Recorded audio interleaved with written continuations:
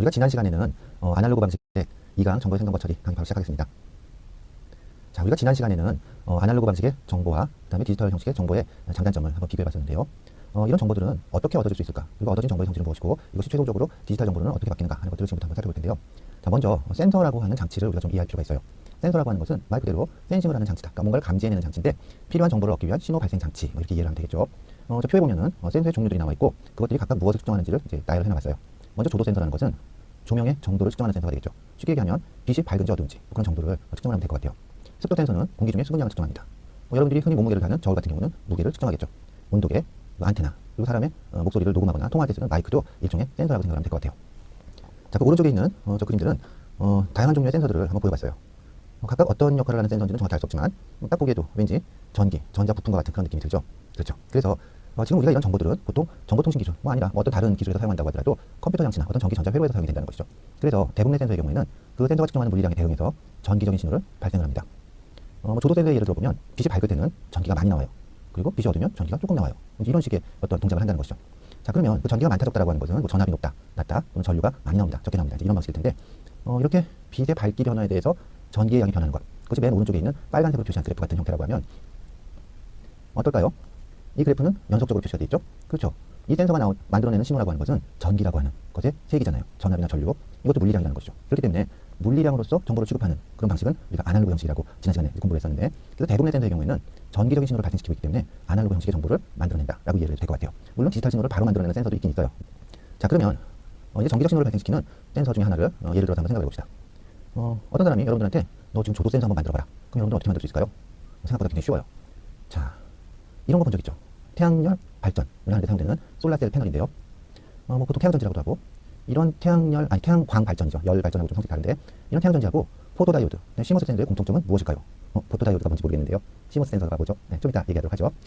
자, 어쨌든 우리는 이런 태양광 발전 장치들을 본 적이 있어요. 그리고 요즘 집집마다 산에도, 등에도, 강에도, 저수지에도 온천지에 지금 이 태양광 발전 장치를 설치를 해놨죠. 왜요? 그렇죠. 햇빛만 받으면 전기가 막 나온다니까 참 좋은 것 같아요. 친환경적이고. 근데 실제는 이 태양광 발전 장치는 몇 가지 문제가 있어요.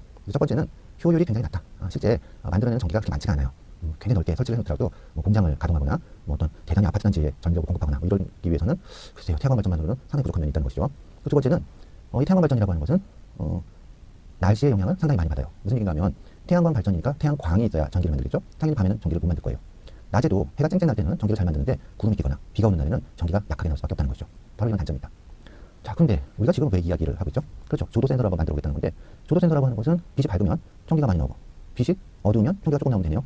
태양광 발전기도 태양빛이 쨍쨍 비치면 전기가 많이 나오고 어둡거나 구름이 끼면은 전기가 적게 나와요. 조도 센서네요. 네, 그래요.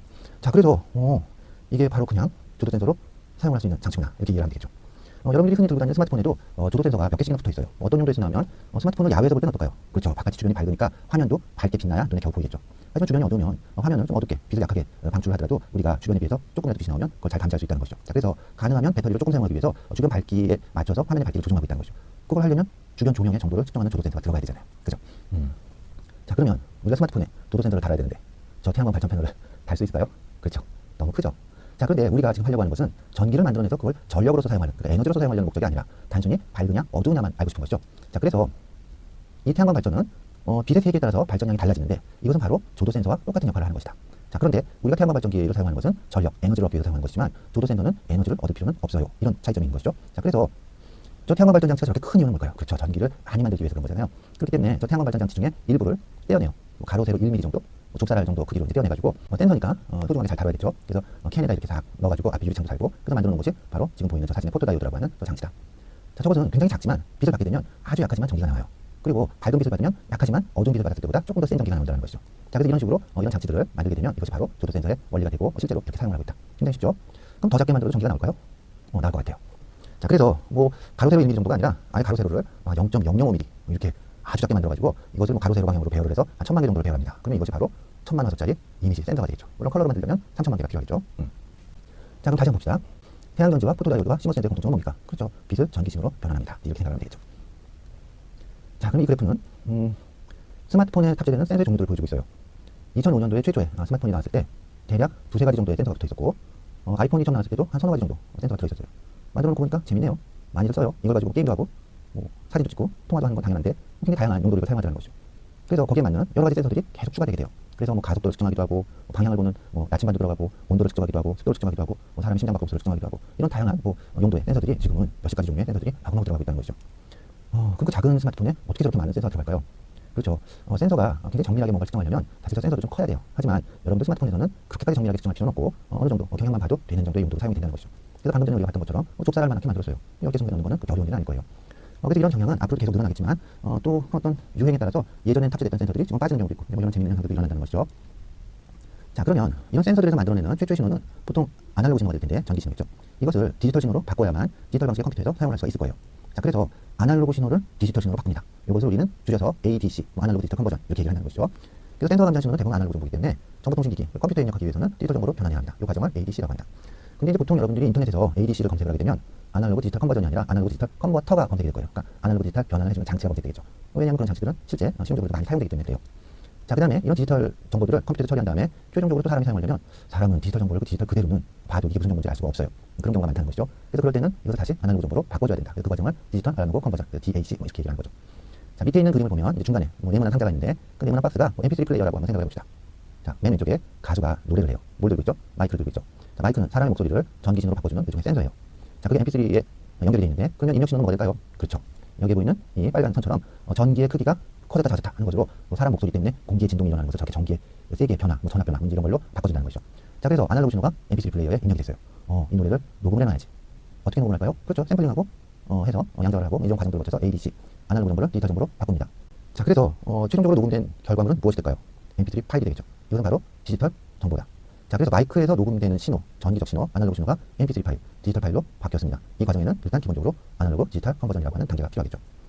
근데 우리가 그 MP3 파일을 보고 있으면 거기서 소리가 나나요? 그건 아니죠. MP3 파일을 구동을 시키고 그 MP3 플레이어에 헤드폰이나 이어폰이나 스피커를 달아서 소리를 내야 소리가 나겠죠. 자, 그러면 소리라고 하는 것은 아날로그 정보잖아요. 물리적인 변화니까. 자, 그렇기 때문에 MP3 파일에 있는 그 디지털 정보를 해독을 해서 아날로그 정보, 그 스피커를 어떻게 흔들어줄까요? 하는 이런 정보로 바꿔줘야겠죠. 이 과정을 DAC라고 한다. 자, 그래서 보통 아까 인터넷에서 검색을 하면 ADC, DAC 검색하면 아날로그 디지털 컨버터, 디지털 아날로그 컨버터 이렇게 검색이 된다고 했는데 보통은 디지털 아날로그 컨버터가 많이 검색이 될 거예요. 왜냐하면 오디오를 좋아하는 사람들이 참 많죠. 음악을 좋아하는 사람들이 많은데 요즘은 음원들이 다 디지털 방식으로 되어 있다는 것이죠. 그래서 그것을 아날로그 신호로 바꿀 때 얼마나 정교하게 잘 바꿔주느냐에 따라서 음악의 그 품질이 달라질 수가 있어요. 그래서 좋은 디지털 아날로그 컨버터를 사용을 해야 좋은 음질의 소리를 들을 수 있기 때문에 이제 그런 장치들을 잘 만들어서 지금 상용화해서 팔고 있다는 것이죠. 자, 그러면 디지털 아날로그 컨버전 하는 경우는 아날로그 정보가 무엇이냐에 따라서 굉장히 다양한 방법이 쓸 수 있어요. 그래서 이건 좀 너무 복잡하고 단순하게 우리가 아날로그 디지털 컨버전, 아날로그 신호를 어떻게 처음에 디지털로 변환하는가 이 과정을 한번 지금부터 살펴보도록 하죠. 자, AD 변환 과정은요, 크게 두 가지 과정으로 나눠져 있어요. 처음에 표본화 또는 샘플링이라고 하는 과정이 있고, 두 번째 양자화 또는 퀀타이제이션이라는 과정으로 나눠집니다. 자, 먼저 그림의 맨 왼쪽을 보면 아날로그는 뭐예요? 이때 가로축이 t라고 되어 있는데, 그 t가 시간을 의미한다. 이렇게 생각하면 되겠죠. 그래서 시간이 이쪽 방향으로 가서 흐르는 거예요.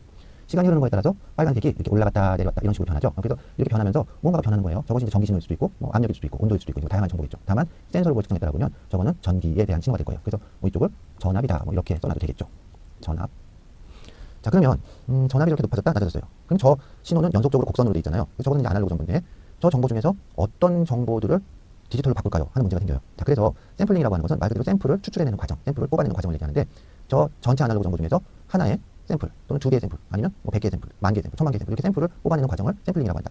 이 그림에서는 이제 하나의 샘플을 뽑았는데요. 시간이 빨간색 x, x가 됐을 때 전압이 얼마인가요? 이걸 이제 측정을 해내는 거예요.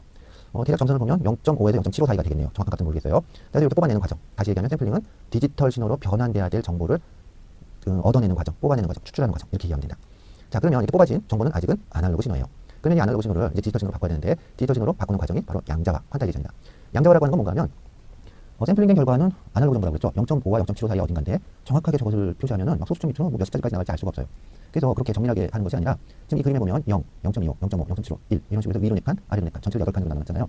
그 8칸 중에 어느 비슷한 값에다가 그냥 이렇게 맞춰버리는 그런 조작을 하는 것을 양자화라고 한다. 그래서 딱딱 그 일정한 간격 또는 꼭 일정한 간격일 필요는 없지만 여튼 정해진 그 간격에다가 맞춰서 이렇게 값을 어떤 규격화된 값으로 맞춰내는 이런 과정을 양자화 과정이라고 한다. 그래서 뭐 알고리즘에 따라서는 그러니까 어떤 논리에 따라서 그걸 맞추나요? 하는 거에 따라서는 0.5가 될 수도 있고 0.75가 될 수도 있겠죠. 0.5, 0.75 사이에 있으니까. 그래서 맨 오른쪽에 있는 그림은 0.75에다 맞춰놓은 이제 이런 양자화 결과가 나왔다.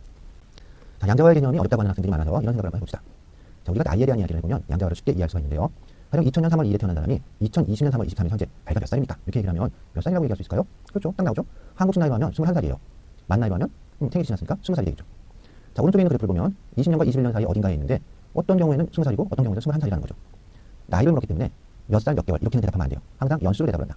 바로 이것이 양자화라는 개념과 똑같은 개념이라는 것이죠. 그래서 나는 뭐 20년 뭐 1개월을 살았는데 내 나이가 몇 살이야? 연애가 딱 맞춰. 이렇게 연수로 맞춰가는 이런 과정이 양자화 과정이라고 하면요. 연수에 맞춘 양자화라고 하면 그게 지금 문제에서 20살이냐 21살이냐는 어떤 알고리즘, 어떤 논리적인 판단 기준을 세우느냐에 따라서 달라질 수 있다는 것이죠. 자, 각각 적용된 알고리즘을 봅시다. 한국식 나이는 태어나면 무조건 1살이고 설이 지날 때마다 1살씩 더 먹어요. 맞죠? 2020년 3월 23일은 설이 지난 상태니까 2000년 3월 2일에 1살 됐고 그 다음부터 설이 20번 지났으니까 21살이 되겠죠. 만 나이는 양력 생일을 기준으로 1년 단위로 1살씩 올라가죠. 2000년 3월 2일에 태어난 사람이 2020년 3월 23일 20번째 생일을 지났으니까 20살이 되겠죠. 이해됐나요? 네. 그래서 바로 이런 개념을 우리는 양자화다 이렇게 얘기하면 되죠. 쉽죠? 자, 그러면 방금 전에 우리가 봤던 그림에서는 하나의 샘플에 대해서 하나의 양자화라는 결과를 봤는데 뭐맨 왼쪽에 있는 것처럼 전체적인 아날로그 정보를 샘플링을 했어요 라고 하면 중간에 있는 그림처럼 저렇게 빗살무늬 같은 그 샘플링 결과가 나올 것이고 그것을 최종적으로 양자화를 해놓고 보니까 어때요? 원래 정보는 곡선이었는데 최종적인 양자화 결과는 왠지 계단 형태로 보이죠? 그래서 뭐 이런 식으로 뚝뚝뚝뚝 올라가는 이런 계단 모양이 되잖아요. 자, 그래서 이것은 분명히 원래 정보와는 굉장히 많은 차이를 가지게 된다는 것이죠. 자, 어떤 차이를 갖느냐? 먼저 샘플링의 경우를 보면요. 샘플링을 뭐 이런 정도의 간격으로 한다라고 하면 연속적이지 않죠. 왜 연속적이지 않다라고 얘기를 하냐면 자, 이 그림을 한번 보세요. 정상에서 원래는 곡선이었는데 지금 여기서는 뾰족한 선으로 보이잖아요. 그러면 저것을 원래 모양처럼 보이게 하려면 어떻게 해야 될까요? 그렇죠. 이 사이에 샘플링을 몇 번 더 해주면 되겠죠. 그래서 샘플링을 많이 해주면 해줄수록 점점 원래 곡선 모양에 가까워질 거예요. 다음에 양자화 단계에 대해서도 보면 양자화 단계가 8단계로 되어 있다 보니까 계단이 8개가 생겼죠. 이것도 보다 연속적으로 하려면 어떻게 해야 될까요? 여기에 대해서 양자화 단계들을 이렇게 더 나눠주게 되면 계단이 점점 촘촘해지는 이런 결과들을 볼 수가 있겠죠. 그래서 점점 원래 모양에 가까워질 것이다. 그래서 이제 여기서 중요한 사실 하나 우리가 알게 되는데 아날로그 정보를 디지털 정보로 바꿀 때 샘플링을 몇 개를 해주느냐 또는 양자화를 몇 단계로 해주느냐 하는 것이 최종적인 정보의 어떤 품질이라고 하는 것과 굉장히 밀접한 관련을 갖게 된다는 것이죠. 자, 그래서 여기서 이제 용어를 하나 공부를 하고 넘어가 봅시다. 샘플링 레이트, 샘플링 비율이라고도 해요. 여기서 이제 완전히 순 한국말로 표본화 비율이라고 써놨는데 보통 이제 샘플링 비율이라고 얘기를 한다. 얼마나 연속적으로 표현할까요? 라는 문제예요. 그래서 시간적으로 변하는 정보에 대해서는 1초 동안 얻은 샘플 수를 샘플링 레이트라고 한다. 1초에 한 번씩 사진을 찍었어요. 그래서 동영상을 만듭니다. 샘플링 레이트 얼마? 1초에 한 번씩 찍었으니까. 1초에 10장씩 사진을 찍어서 동영상을 만들었어요. 샘플링 레이트 얼마? 1초에 10번. 빈도수가 10번이니까 프리퀀시가 10입니다. 단위는 헤르츠라는 단위를 써요. 그러면 1초에 100만 번을 샘플을 얻었어요. 100만 헤르츠가 되겠죠. 네. 그래서 이런 식으로 1초 동안 얻는 샘플 수를 시간적 분포에서는 헤르츠 단위로 써서 샘플링 레이트라고 한다. 공간적 분포에서는 어떻게 할까요? 그렇죠. 시간적 분포에서 1초, 단위 시간 동안 얻은 샘플 수가 샘플링 레이트였으니까 공간적 분포에서는 단위 거리 또는 단위 면적, 단위 부피당 샘플 수를 공간적인 샘플링 레이트라고 할 거예요.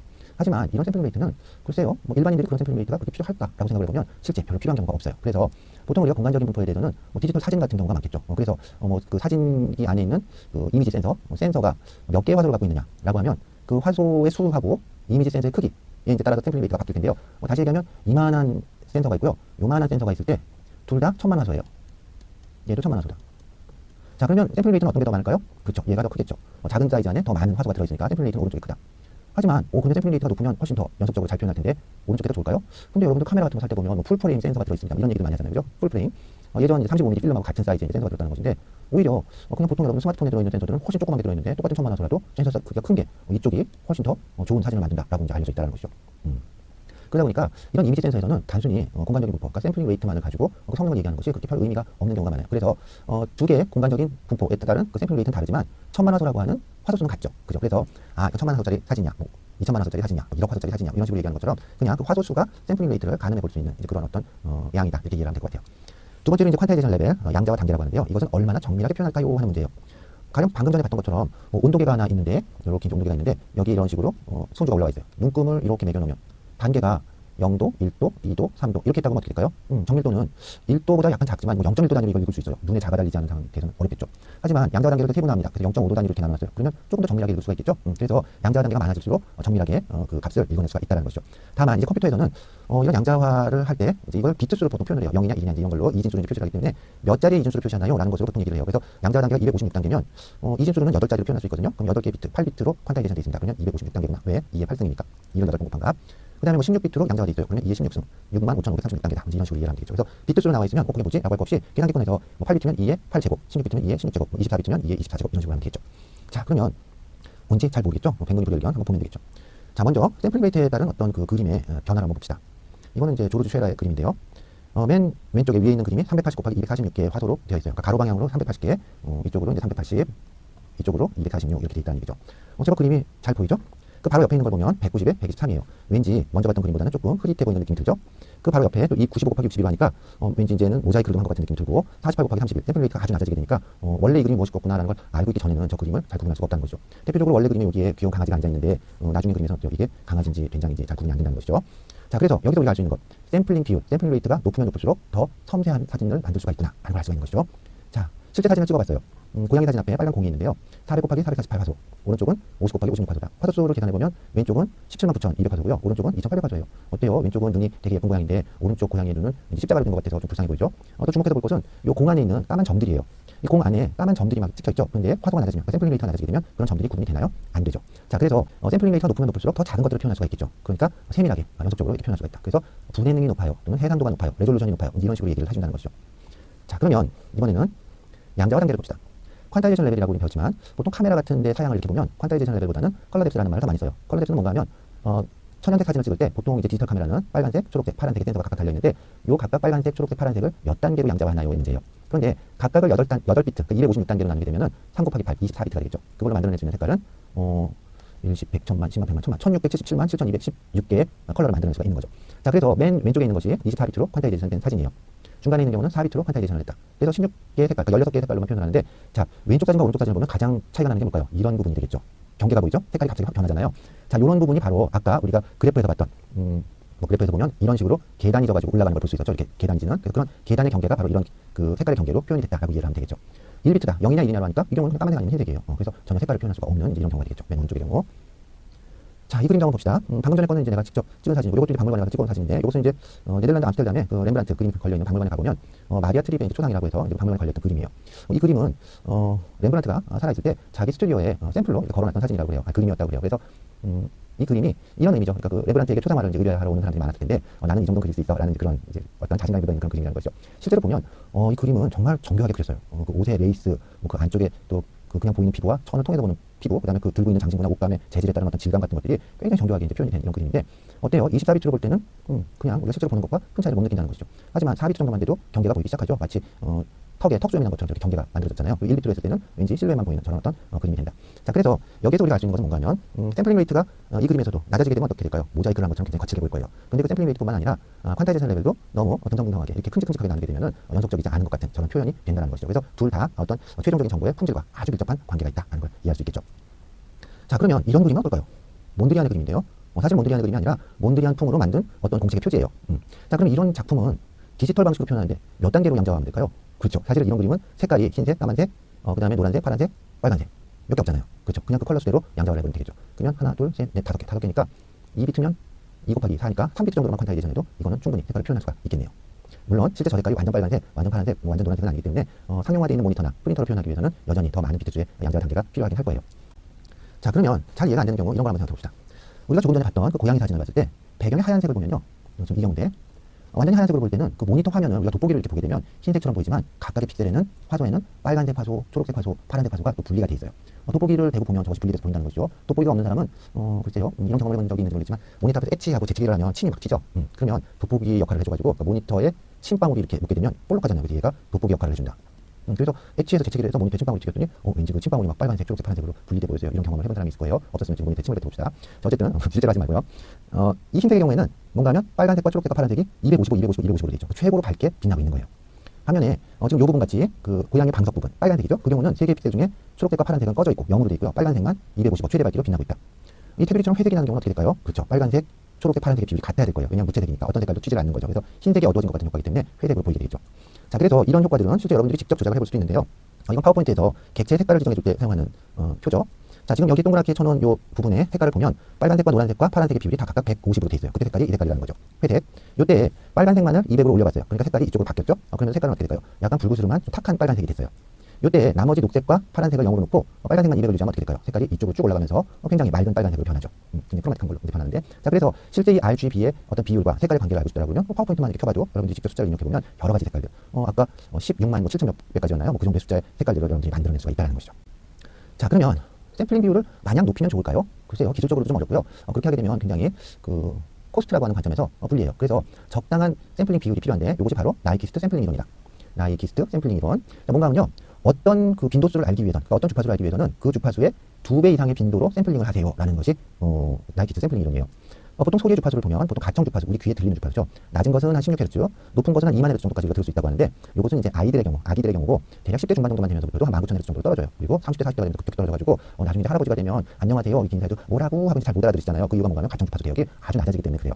자, 그래도 이제 뭔가 대화 내용 정도를 이해하려고 하는 정도라고 하면 누구 목소리인지 모르지만 대화 내용을 이해하려면 대략 한 3300Hz 정도까지만 들어도 그걸 구분할 수가 있다. 다만 이게 누구의 목소리인지 구분하기 쉽지 않아요. 음색까지도 구분하려면 한 1000Hz 이상을 우리가 알아내야 된다. 자, 그럼 나이키스 샘플링 이론에 의하면 어떻게 될까요? 대화음을 알고 싶다라고 하면 6600Hz 이상, 뭐 대충 마진을 둬서 한 4kHz 정도, 4000Hz라고 하면 샘플링 레이트는 대략 한 8000Hz 정도로 샘플링을 하면 되겠죠. 음악 같은 경우는 단순히 그게 무슨 소리냐만 듣는 것이 아니라 그 어떤 악기로 되어 있나요? 사람의 목소리는 얼마나 그 예쁜가요? 이런 걸 듣고 싶은 거잖아요. 그러다 보니까 1000Hz 이상에 대한 것도 샘플링을 해줘야 돼요. 그래서 한 22000Hz 정도, 22000Hz 정도로 샘플링을 하는데 여기는 44000으로 되어 있는데요. 그렇죠. 곱하기 2를 해줘야죠. 왜? 얘는 레프트하고 라이트, 스테레오로 들어야 되니까. 그래서 총 44000Hz로 샘플링을 하게 돼요. 이것은 이제 CD의 경우고 DVD의 경우에는 48000Hz로 이렇게 샘플링하기도 하고요. 그리고 뭐 보통 스튜디오 같은 데서 그보다 훨씬 높은 샘플링 레이트로 또 샘플링을 하기도 해요. 사람 귀에 거의 안 들리는 음까지도 그 필요할 때가 있다. 자, 이게 무슨 소리냐? 잘 이해가 안 되죠? 근데 사실 나이키스 샘플링 이론이라는 건요, 굉장히 단순한 이론이에요. 이런 거 한번 생각해 봅시다. 엄마는 왜 꼭 내가 놀고 있을 때 방문을 벌컥 여시는 걸까? 그렇죠? 여러분들은 공부를 열심히 하는 사람들이니까 우리 생활 계획표를 짜놨을 거예요. 나는 이제 오늘부터 열심히 공부를 해야지. 그래가지고 매 시간 정시에 공부를 시작을 해서 30분까지 공부를 집중적으로 하고 31분부터 다시 정시까지 30분은 신나게 놀아야지. 이런 식으로 여러분들 계획을 잡았다고 해봅시다. 열심히 공부했어요. 진짜 집중해서 막 책을 12권을 읽었다 30분 만에. 그러나 30분 동안 열심히 놀고 있는데 꼭 엄마는 놀 때 50분에 문을 벌컥 열고 들어온다는 것이죠. 이 요망한 거. 또 놀고 있었냐. 공부하는 꼴을 못 본다고 등짝을 쫙 때리면 어때요? 여러분들 뭐 서럽죠. 막 쇠니 억울합니다. 해봐야 뭐예요. 엄마 막 이미 엄마는 공증을 치고 계신데. 자, 도대체 왜 이럴까요? 나도 경험담이어서 한번 생각을 해보면 모든 어머니가 다 그렇진 않지만 내 경우는 있어요. 어머니가 보통은 나한테 공부하라고 해놓고 어머니는 거실에서 연속으로 보고 계신다는 거죠. 드라마. 근데 이 드라마가 꼭 한 50분 정도에 끝나요. 그리고 광고를 하더라. 그 시간에 꼭 방문을 열어보는 거죠. 아이고 우리 강아지 공부하고 있나. 자, 그래서 그러면 어떻게 하면 좋을까요? 그렇죠. 계획표를 바꿔야죠. 정시부터 30분까지 놀고 30분부터 다시 정시까지 열심히 공부를 하면 어때요? 어머니가 문을 열 때마다 미친듯이 공부를 하고 있으니까 막 아유 몸당할까 저어 되는구나 막 걱정하실 거 아니에요. 좋죠. 용돈도 받고. 자, 근데 이게 우리가 정보를 파악한다는 관점에서 보면 이게 좋은 건가요? 또 아니죠. 왜냐하면 앞의 경우는 공부를 했는데도 그걸 얼마 몰라요. 뒤의 경우는 30분 놀았는데 그걸 또 모르시잖아요. 그죠? 자, 그래서 이 경우에 우리가 한번 생각해 봅시다. 공부는 얼마마다 한 번씩 했나요? 그렇죠. 1시간에 한 번씩 30분씩 했어요. 노는 건 얼마마다 한 번씩 했나요? 역시 1시간에 한 번씩 30분씩 놀았어요. 자, 공부를 하는 거나 노는 거나 다 주기가 얼마다? 1시간이다. 자, 그러면 이 1시간 주기에 대해서 최대 주파수가 2배 이상이라고 했으니까 주파수와 주기는 역수의 관계죠. 그러니까 어머니가 샘플링을 하는 거, 문을 열어보는 건 얼마마다 한 번씩 열어보면 될까요? 그렇죠. 절반인 2분의 1시간. 그러니까 결국 30분에 한 번씩 방문을 열어보면 어떨까요? 한 번은 공부하고 있고 한 번은 놀고 있겠죠. 이해가 되나요? 자, 그래서 우리가 정확한 어떤 정보를 알기 위해서는 그 빈도의 2배 또는 주기의 절반으로 샘플링을 하면은 그 이벤트를 잡아낼 수가 있다. 이렇게 이해하면 되겠죠. 굉장히 쉽죠. 자, 그러면 밑에 있는 그림 한번 봅시다. 이것은 뭐 추리 소설이나 아니면은 뭐 드라마, 영화 같은 데서 예전에 많이 쓰이는 트릭 중에 하나인데요. 어떤 사건 현장이었어요. 사건 현장에 고양이 야옹야옹 울고 여치가 여치를 우는데 이 사건 현장에서 용의자가 굉장히 멀리 떨어져 있었다고 알리바이를 막 대는 거죠. 나는 사건 현장 근처에 갔어. 근데 막 이 사람을 이렇게 다그쳐 보니까 사건 현장에 여치가 있었다는 걸 알고 있는 거예요. 그래서 너는 그 여치가 있는 걸 어떻게 알았니? 그거 물어봤더니 얘가 대답하기를 나는 거기 직접 간 게 아니라 전화 통화를 했었어. 근데 전화에 여치 소리가 들렸으니까 거기 여치가 있었겠지. 이런 식으로 대답을 한다는 거죠. 맞나요? 틀리나요? 그럼 바로 거짓말. 이렇게 잡아놓는다는 건데 이제 이런 추리 소설들이 많이 있어요. 자, 왜 그럴까요? 여치가 우는 주파수는 대략 7000Hz 정도로 운다고 그래요. 7000Hz로 우는 소리를 우리가 알리면 나이키스 샘플링 이론에 의하면 14000Hz 이상으로 샘플링을 해야겠죠. 그죠? 14000 곱하기 2배니까. 그런데 전화통신 시스템 샘플링 레이트는 얼마인가요? 그렇죠? 8000Hz잖아요. 그러니까 전화기로는 여치 소리가 들리지 않겠죠. 거짓말하는 거죠. 물론 여러분들 중에는 전화기로 여치 소리 들어갔는데요. 들릴 거예요. 왜냐면 여러분들 스마트폰은 훨씬 높은 주파수로 샘플링을 하니까 이것은 이제 예전 이런 유선 전화기의 경우에 해당되는 얘기다. 자, 실제로 이제 한번 확인을 해봅시다. 자, 그러면 음악을 한번 들어봅시다. 이 음악은 퀸시 존스 앨범 중에 투실레만이라고 하는 하모니카 연주자의 곡이에요. 벨라스라는 곡인데 내가 여러분들 나이 때쯤에 이제 많이 듣던 그런 음악이에요. 굉장히 다양한 악기나 소리들이 나기 때문에 어떤 소리들이 나나요 하는 것에 관심을 좀 가져서 들어보도록 하죠. 먼저 지금 듣는 것은 44000Hz, 그러니까 CD 정도의 음질로 샘플링된 소리예요. 휘파람 소리가 나죠? 일렉피아노 소리도 있고.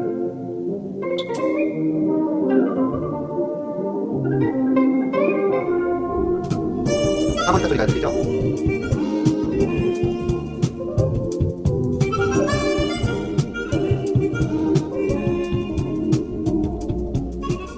자, 그러면 이 소리가 이제 500Hz 정도로 아주 극단적으로 낮은 샘플링 레이트로 처리를 했을 때 어떻게 변하는지 한번 들어봅시다. 자, 500Hz예요. 일단 휘파람 소리가 안 들리죠?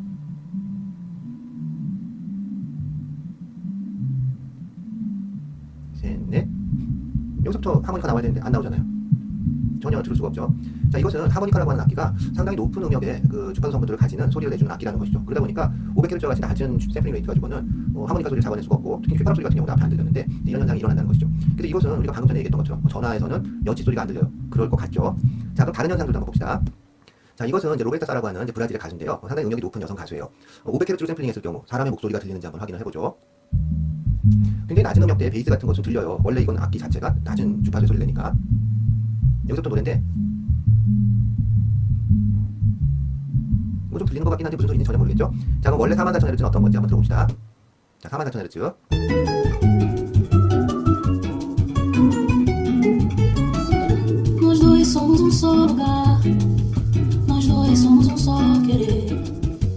todos fossem como nós dois somos, iria ao céu chorar, então não mar se encher, a lei das ilusões que eu 자, já 그러면 tive. 이렇게 극단적인 샘플링 레이트 차이가 아니라 뭐 적당한 차이를 한번 들어보도록 합시다. 요번에는 뭐 사람 목소리가 안 들리고 이런 정도가 아니라 44,000Hz와 4,000Hz의 샘플링 레이트 차이를 한번 들어볼 거예요. 자, 4,000Hz에서는 사람 목소리도 어느 정도 들릴 것이고 악기들도 구분은 되겠지만 그 음악의 품질이라고 하는 경우, 그 음질이죠. 이것이 조금 다르게 들릴 거예요. 한번 들어보도록 하죠. 4,000Hz 샘플링. 피아노 소리 같네요. 기타 소리도 있는 것 같고.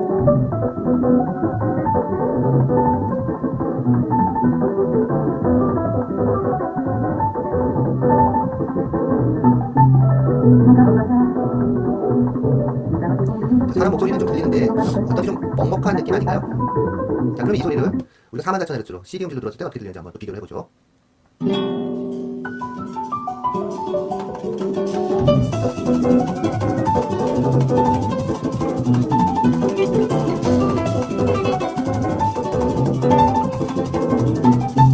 Nunca nos agarra, nunca não tive brilho, brilha, nunca não pensar na separação, nunca não vi nos coração, estar e vai.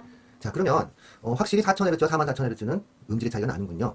그래요. 자, 그러면 우리가 아까 그 여지 소리에서 얘기했던 8,000Hz 전화기로 듣는 것이 정말 그렇게 차이가 나나요? 한번 들어보죠. 자, 이번에는 음악인데 역시 8,000Hz로 샘플링했을 경우에요. 이 경우는 이제 우리가 그 유선 전화기로 만약에 이 음악을 듣는다고 하면 이 정도의 음질로 들리겠죠. 한번 들어보죠.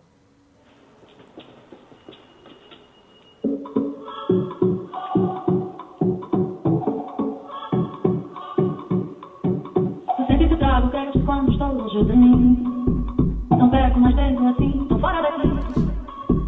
Neste ventre quente e furioso, serás sempre um. 자, 크게 음질이 별로 나쁜 것 같지 않은데요. 이렇게 느끼는 경우도 있을 거예요. 지금 학생들 중에는. 자, 그럼 이 노래를 44,000Hz 원래 샘플링 레이트로는 어떻게 들리는지 한번 비교를 해보죠. 44,000Hz.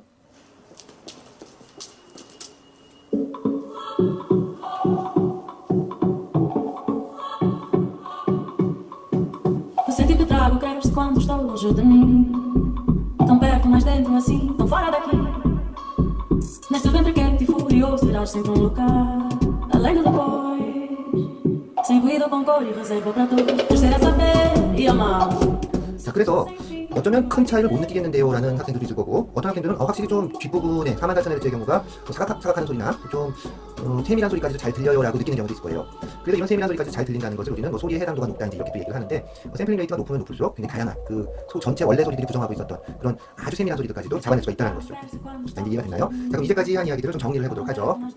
자, 샘플링 레이트라고 하는 것은 어떤 효과가 있나요? 샘플링 레이트가 높을수록 정보의 손실은 적지만 샘플링된 정보의 개수만큼 정보의 영향이 늘어나겠죠. 그래서 샘플링 비율이 높을수록 높은 주파수의 정보를 잃지 않습니다. 굉장히 높은 기타 소리나 뭐 여성의 목소리라든지 뭐 여지 소리 이런 것들은 들리지만 대신 정보의 용량이 커지겠죠. 영상의 경우에는 화소수가 많아지니까 1000만 화소, 2000만 화소, 4000만 화소 점점 파일 하나, 사진 한 장의 사이즈가 엄청 커지잖아요. 그죠? 그런 것들을 알 수 있다. 양자화 단계는 어떨까요? 양자화 단계가 세분화될수록 굉장히 정밀한 표현이 가능하겠죠. 그래서 요즘은 RGB를 각각 8비트씩 하는 게 아니라 뭐 12비트씩 해가지고 총 뭐 36비트로 양자화했어요. 그래서 뭐 8개의 색깔을 낼 수 있어요. 뭐 이런 텔레비전들도 많이 있다는 것이죠. 자, 그래서 뭐 이제까지 얘기한 것들을 한 줄 요약을 딱 해보면 뭐냐? 정보의 품질이 높아지면 정보의 용량이 커집니다. 이렇게 요약을 해볼 수가 있다는 것이죠. 네, 굉장히 단순하죠. 자, 그러면 정보의 용량이 증가하면 어떤 문제가 발생할 수 있을까요? 1번. 정보의 저장에 더 많은 메모리가 필요합니다. 그렇죠. 뭐 하드디스크로 더 큰 걸 달아야 되고, 또 더욱이 문제가 되는 것은 우리 컴퓨터에 있어서 저장이라고 하는 것은 보존뿐만 아니라 처리를 위해서도 사용한다고 그랬죠. 처리를 위해서 사용하는 그런 어떤 저장 장치들은 가격도 비싸다는 것이죠. 성능이 좋아야 되니까. 그래서 더 많은 메모리가 필요합니다. 역시 단가 코스트 면에서 별로 안 좋은 점일 거예요. 두 번째, 같은 시간 동안 더 많은 정보를 처리해야 됩니다. 똑같은 노래를 스트리밍으로 실시간으로 듣고 있는데 한쪽은 음질이 좀 나빠도 돼요. 한쪽은 막 음질이 굉장히 좋아야 돼요. 그리고 뭐 박쥐 소리까지나 듣고 싶어요. 뭐 돌고래가 노래를 해요. 뭐 이런 걸 다 듣고 싶다고 하면 얼마나 정보의 양이 많겠어요. 하지만 노래의 기준은 두 개가 똑같죠. 나쁜 노래나 좋은 노래나. 그렇기 때문에 정보의 용량이 많은 걸 똑같은 시간에 처리해 주려면 컴퓨터의 성능이 좋아야 되겠죠. 그래서 더 빠른 처리 기술이 필요하다. 세 번째, 이것을 우리가 스트리밍으로 듣는다고 하면 같은 시간 동안 더 많은 정보를 받을 수가 있어야겠죠. 자, 그래서 우리가 스마트폰을 왜 매년 최신형으로 바꿔야 되나요? 글쎄요, 꼭 그래야 될 필요가 없는 사람들도 많아요. 나 같은 경우는 몇 년씩 쓰는데, 근데 뭐 최신 게임을 합니다. 최신 영상을 난 맨날 봐요. 아주 품질이 높은 정보를 난 맨날 이용해야 돼요. 이렇게 된다고 하면 계속 최신 컴퓨터를 사용할 수밖에 없겠죠. 보다 더 좋은 성능을 가진 컴퓨터가 될 테니까. 그리고 뭐 아직까지 우리가 상용화가 잘 되고 있지는 않지만 5G 정보 통신이 필요합니다. 정보 통신 기술이 필요해요. 더 빠른 전송 기술이 필요해요. 이런 얘기를 왜 하냐는 거죠. 그렇죠. 바로 보다 품질이 높은 정보를 우리가 이용하기 위해서. 왜냐하면 스트리밍으로 하려면 더 많은 데이터를 받아야만 더 품질이 높은 정보를 만들어낼 수가 있잖아요. 그죠? 굉장히 간단한 이유들이었다. 자, 그러면 이런 정보들을 뭐 DA 컨버팅을 합니다. AD 컨버팅을 합니다. 사람이 할까요? 못하겠죠. 그런 처리는 컴퓨터가 해주는데 보통은 이제 컴퓨터 프로그램, 뭐 소프트웨어라고 하는 게 할 거예요. 소프트웨어라고 하는 것은 뭐 컴퓨터 프로그램과 관련된 문서들의 총칭이다. 쉽게 얘기하면 여러분들이 코딩을 해서 짠 뭐 컴퓨터 프로그램, 그거 외에 뭐 데이터베이스 이런 것들까지 다 포함해서 소프트웨어라고 한다는 것이죠. 종류에는 뭐 펌웨어, 그다음에 뭐 시스템 소프트웨어, 그다음에 어플리케이션 소프트웨어 이렇게 세 가지 정도가 있어요. 뭐 엄밀히 말하면 소프트웨어는 시스템 소프트웨어, 어플리케이션 소프트웨어가 있고 펌웨어는 소프트웨어와 하드웨어의 중간 정도 역할 이렇게 생각을 해도 될 것 같아요. 펌웨어는 하드웨어의 기본적인 동작을 제어하기 위해서 넣어놓은 프로그램입니다. 실제 여러분들이 스마트폰을 처음 샀는데 아무런 앱도 깔지 않았어요. 그래도 전원 스위치를 누르면 뭐 불이 켜지면서 안녕하세요 주인님 이러면서 켜지잖아요. 그죠? 그런 동작은 누가 하냐는 거죠. 그래서 그런 동작을 하게 하는 그런 프로그램. 뭐 충전기를 꽂았더니 자동으로 충전이 됩니다. 이런 것들도 컴퓨터에서 프로그램으로 제어를 해야 되거든요. 이런 것들은 공장에서 처음에 이 기계를 만들 때 아예 처음부터 그 기계 안에 내장을 시켜서 만든다. 그래서 이런 것들을 우리 펌웨어라고 해요. 똑같은 컴퓨터라고 하더라도 펌웨어에 따라서 어떤 것은 냉장고가 되기도 하고 어떤 것은 세탁기가 되기도 하고 어떤 것은 뭐 청소기가 되기도 하겠죠. 시스템 소프트웨어는 보통 우리가 운영체제, 오퍼레이팅 시스템, OS라고 하는 것이죠. 대표적인 것이 스마트폰에서는 뭐가 있을까요? 아이폰 쓰는 사람들은 iOS, 갤럭시 쓰는 사람들은 안드로이드. 운영체제가 다르죠? 그것이 바로 시스템 소프트웨어가 다르다. 그래서 운영 환경이 다른 거예요. 어플리케이션 소프트웨어는 말 그대로 그 사용자의 어떤 목적에 따라서 개발된 소프트웨어인데요. 대표적인 건 게임, 카카오톡 이런 것들이 어플리케이션 소프트웨어겠죠. 그래서 OS가 다르더라도 같은 어떤 어플리케이션 소프트웨어 쓸 수 있잖아요. 그죠? 카톡을 합니다. 아이폰하고 안드로이드하고 할 수 있으니까 다만 그 내부적으로 돌아가는 방법은 상당히 복잡하게 다른 양상을 볼 수가 있겠죠. 자, 그래서 이렇게 이제 컴퓨터의 이제 소프트웨어를 이용해서 우리가 일을 하게 되면 어떨까요? 일하는 방식의 혁신. 그렇죠. 예전에는 다 뭐 문서 만든다 그러면 자가지고 줄쭉쭉 거가면서 이제 막 글씨를 썼어요. 그래서 예전에 초등학교 때 막 펜글씨 글씨 이쁘게 못 쓴다고 선생님한테 손바닥 맞고 막 그렇게 살았는데 요즘 보니까 어때요? 다 워드로 하잖아요. 증명하면 막 분해요. 그다음에 뭐 제품 혁신. 뭐 모든 제품이 막 스마트화되고 다기능화됩니다. 막 선풍기가 말을 하고 이제 요즘 그러잖아요. 그죠? 소통 방식의 혁신. 옛날에는 해외에 사는 친구한테 편지 한 통 보내면 답장 받는데 한 달 정도 걸렸어요. 요즘 어때요? 지구 반대편에 사는 친구도 영상 통화 좀 하자. 그러면 그냥 막 와이파이로 바로 앞에 보는 것처럼 얘기를 할 수가 있죠. 문화예술의 유통 혁신. 과거에는 LP세로 나왔다 그러면 막 경희대 앞에 뭐 광화문에 이렇게 막 밤새 줄 서가지고 이렇게 한 장 사면 좋았는데 요즘 어때요? 예전에는 뭐 USB라도 나눠주더니 요즘 그냥 다운로드 코드만 나눠주고 끝이죠. 이런 식이다. 자, 그러다 보니까 이 소프트웨어 컴퓨터를 이용한다는 것 그리고 네트워크를 이용한다고 하는 것이 굉장히 많은 사회 변화를 일으키고 있다. 라고 이해하면 되겠죠. 보통 이제 우리가 스마트라는 말을 많이 쓰는데요. 스마트라는 것은 큰 의미는 아니고 이미 나온 지 10년이 넘은 말인데 제품 스스로가 사용자 상태나 주변 상황을 인지하고 그 수집된 정보를 자율적으로 처리 판단해서 유용한 정보를 제공할 수 있는 이런 장치, 그 똑똑한 장치를 우리는 스마트라고 해요. 그래서 여러분들이 가지고 있는 스마트폰 얼마나 똑똑하고 기특해요. 그래서 이제 스마트라는 말을 붙인다는 것이죠. 자, 그래서 그러면 이런 그 기술 환경은 왜 지금 갑자기 각광을 받게 되는 것일까요? 한번 생각해 봅시다. 1977년도에 처음으로 개인용 컴퓨터 애플2가 나왔어요. 그 안에 가장 중요하다고 하는 CPU 중앙 처리 장치, 프로세서는 8비트 프로세서였어요. 한 번에 8자리씩 2진수로 계산하는데 계산 속도는 1초에 400만 번 정도 한다. 4메가죠. 사실 이것도 상당히 빠른 거죠. 처리를 위한 메모리 용량은 0.4메가 정도 돼요. 그런데 저 가격이 얼마였냐면 대략 100만 원 정도 했어요. 1977년에 대학 등록금으로 하면 글쎄요, 대학 등록금이 한 30만 원 했나요? 그것도 안 했던 것 같은데 감이 오죠. 얼마나 비싼 장치인지. 여러분들 스마트폰 한번 봅시다. 요즘 2020년 기준으로 가서 한 번에 계산할 수 있는 자릿수 64비트. 그런 게 옥타코 8개가 들었대요. 병렬 처리를 해요. 1977년 기준으로 하면 거의 슈퍼컴퓨터급이죠. 계산 속도 2.7기가. 이 기가는 공이 9개 붙은 걸 얘기해요. 4메가에 비해서 1000배 빠른 거죠. 메모리 용량 16기가. 1977년도에 저 컴퓨터 가격이 100만 원이면 그 절반 이상이 0.6메가 정도 되는 메모리 가격이었다. 요즘 16기가 램? 그거에 거의 1000배, 만배? 얼마나 되나요? 키로니까 메가가 1000이고 기가면 그것도 1000배니까 100만 배 정도 되네요. 그렇게 많은 용량인데도 가격은 16기가 해봐요. 요즘 한 2, 3만 원 할래나요? 거기에 무선 통신되고 화면 1977년도 640 곱하기 480 가로 640도트 세로 480도트에 모노였어요. 그것도 흑백. 요즘 어때요? 3200 곱하기 1400에 유리 발광 다이오드를 사용합니다. 어마어마하죠. 근데 이런 어마어마한 컴퓨터가 또 그냥 단말기로 사용되고 있어요. 실제 이런 또 저 멀리 있는 서버가 하는 경우가 많다. 그러다 보니까 인공지능 컴퓨터가 프로 9단 바둑기사를 이기고요. 감성 로봇이 와서 기분 나쁘면 주인님 힘내세요. 그러고 저렇게 애교도 부리고 재롱도 풀어요. 자율주행 자동차 이미 기술은 어느 정도 완성이 돼 있어요. 법규가 우리나라 이제 그 법체계 규제가 좀 많이 되기 때문에 못 다니고 있을 뿐이죠. 언젠가는 이제 다 운전사하면 정상차 다니겠죠. 그렇죠. 과거에는 너무도 비싸고 그리고 또 성능도 나쁘던 저런 장치였는데 그 20년, 30년 이렇게 세월이 지나면서 지금은 그 당시에는 상상도 할 수 없을 정도로 그 당시 어떤 그 공상 과학 영화에서도 상상하지 못했던 그런 것들을 여러분들이 지금 주머니에 넣고 다니면서 그냥 친구들하고 카카카 이런 걸 하고 있다는 것이죠. 그렇게 지금 기술이 너무 흔해졌으니까. 자, 그러다 보니까 우리는 이제 이 정보통신 기술을 마음껏 사용할 수가 있게 되었다. 자, 그래서 앞으로 이제 어떤 환경이 올지를 상상을 못하겠어요. 그래서 이미 태어날 때부터 이런 기술을 활용하고 있던 여러분들이 바로 이런 기술들이 앞으로 어떻게 사용됐으면 좋을까 여기에 대해서 한번 고민해보는 것은 당연한 걸지도 모른다는 것이죠. 자, 그래서 오늘 내용을 한번 정리해봅시다. 아날로그 정보를 디지털로 변환하는 과정을 봤죠. 두 단계였어요. 샘플링, 디지털로 변환된 아날로그 정보를 얻는 과정이고 그렇게 얻어진 정보를 디지털 정보로 바꾸는 과정을 양자화라고 한다고 했어요. 그죠? 어떻게 됐든 정보의 품질이 높을수록 정보의 용량은 증가하는 것이고요. 더욱 좋은 품질의 정보를 활용하려면 더 빠른 전송 기술, 5G 같은 그리고 더 빠른 처리 기술, 더 성능이 좋은 스마트폰이 필요합니다. 이렇게 이해하면 되겠죠. 그리고 정보 처리 기술의 발전과 새로운 가능성. 앞으로 이런 기술은 점점 더 발전할 거기 때문에 대용량의 데이터, 고속 전송, 고속 처리 기술이 실현되어야만 해요. 그래야만 이제 이것들이 더 발전할 수 있는 것이고요. 그런데 이런 기술만 발전하면 이거 어디다 쓰냐는 것이죠. 그렇죠. 이런 스마트한 알고리즘, 이런 것들을 개발하기 위해서는 바로 여러분들과 같은 인문학적 소양을 가지고 있는 사람들의 그런 창의력이 정말 절실하게 필요한 이제 그런 상황이다. 그래서 융합적 사고를 통한 IT 기술 발전을 통해서 우리가 다양한 어떤 새로운 가치들을 창출할 수 있지 않을까. 이것이 이제 오늘 강의의 핵심이라고 이야기하면 되겠죠. 자, 오늘도 온라인으로 강의 듣느라고 정말 고생 많이 했어요. 자, 다음 주에 우리 다시 만나요. 안녕.